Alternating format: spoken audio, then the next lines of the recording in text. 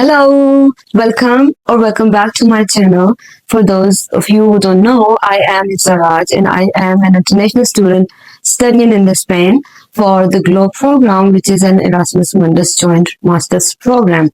And in this channel, I share my personal journey and about the program, about the trips in the Europe, and all those experiences that I've had.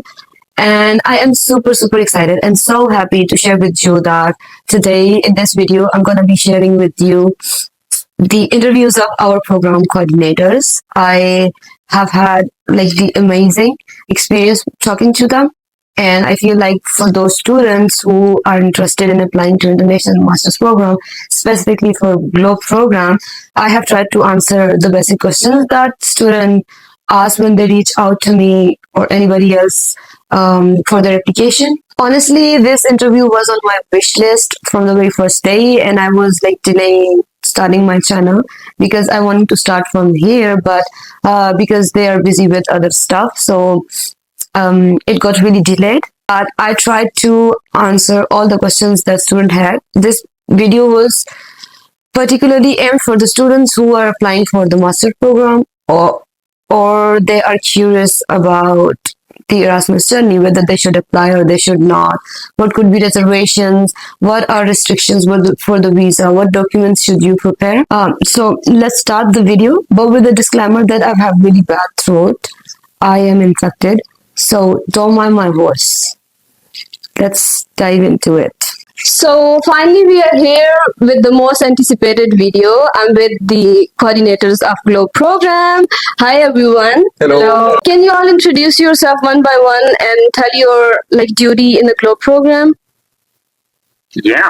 So thank you, Isa, for setting this up. And my name is Rubén Milla, and I am a professor here at Universidad de Juan Carlos, which is the coordinator institution of GLOBE, and I am the local coordinator here in the Universidad de Juan Carlos.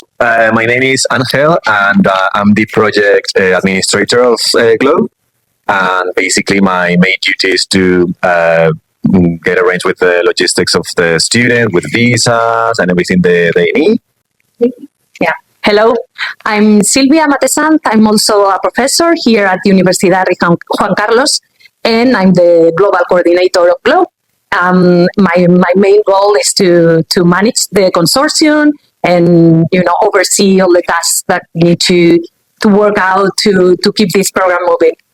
Okay, the first and most important question: what is that one thing that differentiate GLOBE program from other Erasmus Mundus programs? So I think that the most important point in GLOBE is the structure of the academic program and the narrative of that structure, because we spend a lot of time while designing it on taking care that it has an introductory semester here at our uni, and then during semesters 2 and the summer school, students go deeper in the subjects that they learn their basics in our uni.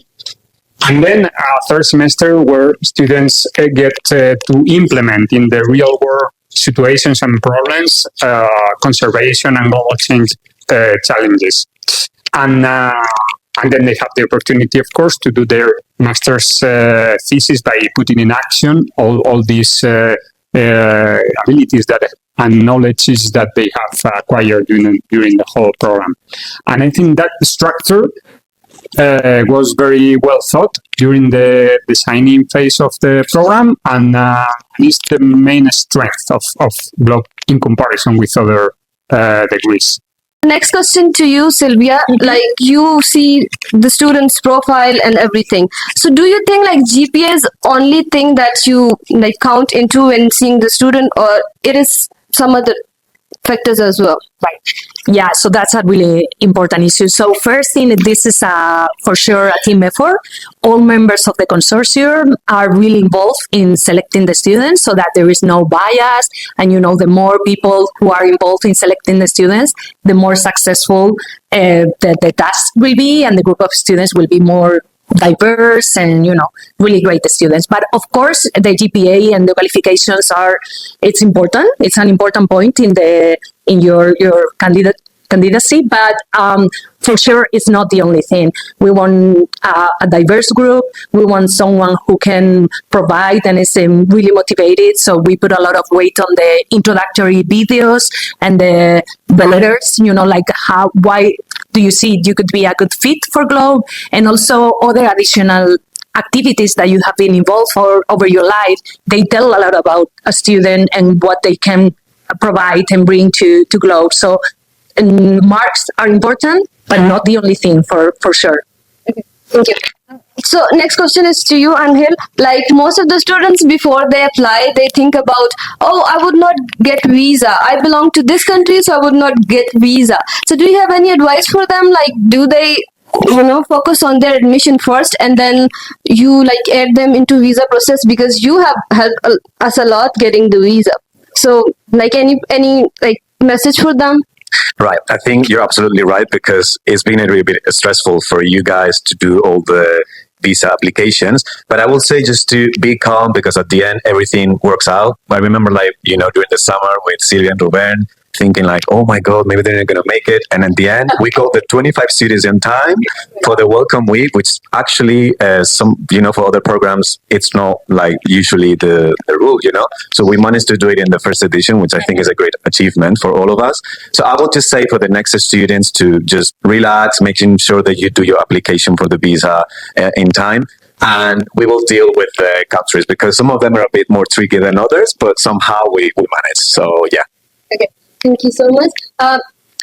Most of the students who reach out to me through social media platform, they say they face most difficulty in recording the video for their program, because this is mandatory requirement. So they complete the whole application process, but when it comes to the video, they just get stuck and sometimes don't apply at all. So some people are camera shy. They cannot sit in front of the camera, and some people think of the factors like, I want good camera or good lighting or this dress or that dress. What do you think? Do you consider those factors, or it's just your content and your confidence that matters? Yeah, so really important, and we also thought a lot about how to evaluate the videos, because, as you say, there's all kinds of personalities behind every applicant. So we cannot just favor those that are more, open or less shy or more prone to be in front of a camera. So my advice would be just forget about those things and try to produce a honest and sincere video of what are your motivations, and of course try to avoid certain very, very basic technical issues, so it should be really easy to listen to your audio. You shouldn't be reading a script. That's a basic, right? Or the image quality should be at least average, right? But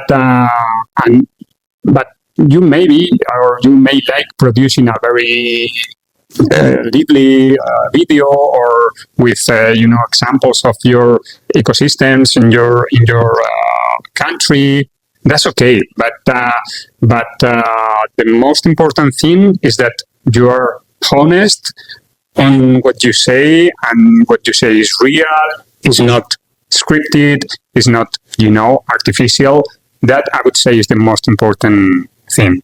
Yeah. Thank you. Okay.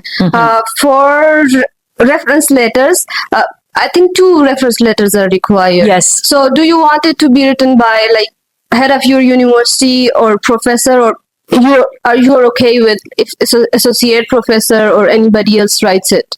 Yeah, I think it's good from the candidate perspective to try to think if they can provide referees from 2 different parts or sections of their life. So if you have one professor, that's fine. But, if you can get someone else from any volunteer work or even a job that you may have or something like that, I think the type of references that they provide are more meaningful, more informative than just 2 different professors. But that's also okay. If they can tell, speak about or write about some different aspects of the candidate, that's better. So we want to have complementary information and points of view from the references. So, the more diverse the referees are, the better, I think. Next is follow-up question. It's regarding self-funded students. As they're not getting scholarships, so could they apply for any other external funding, or they can't? Yes, absolutely. And they are more welcome to do it. So more than welcome to do it because, every help that they can get to join the program, either, local programs, regional from their countries or other countries, of course, they can apply for other sources of funding. Yeah.